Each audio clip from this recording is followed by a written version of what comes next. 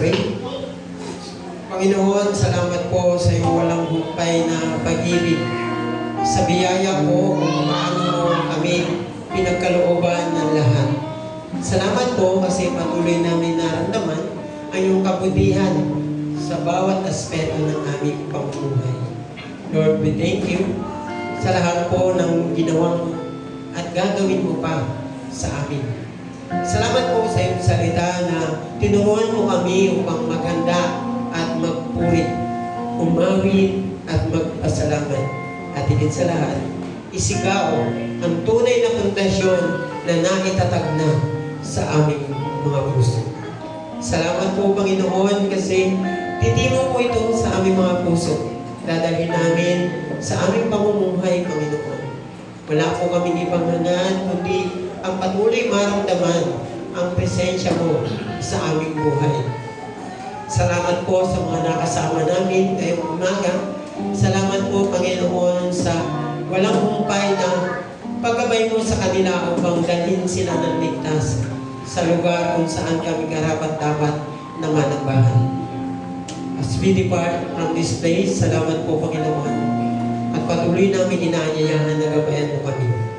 Ingatan mo po kami sa aming pansamantalang pag-iwahiwalay. Bitbit namin yung pag-ibig, yung kagalakan na pinagkaloob mo sa amin.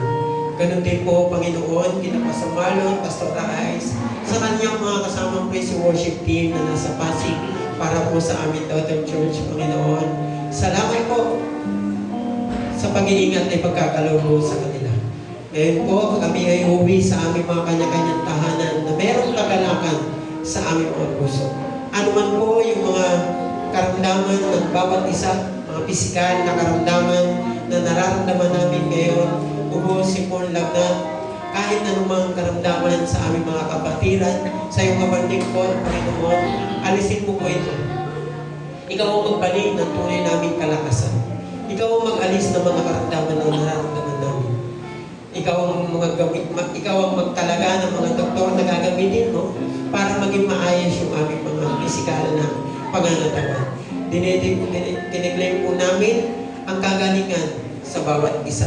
Ganon din po, Panginoon, busugin mo po ang pagpapala, ang lahat ng sisitlan sa aming mga tahanan, sa aming buhay, sa aming pamilya, at higit sa lahat, kalooban mo po kami ng pag-ibig sa isa't isa.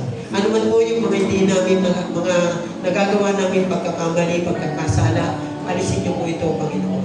Pakalinisin niyo po ito, at maharap po kami sa iyo ng maayos at malinis araw-araw.